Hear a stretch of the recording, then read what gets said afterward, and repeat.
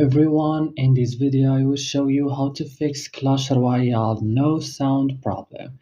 To fix this problem, you just have to watch and follow this video till the end. You have just to open first the settings of your mobile phone. Click on your apps option and search for Clash Royale and click on it like this. Scroll this list down, click storage, click clear cache and back. Click on forestall, click OK. Move to Play Store or App Store and update Clash Royale. Start here your device now and that's all. Don't forget to like and subscribe and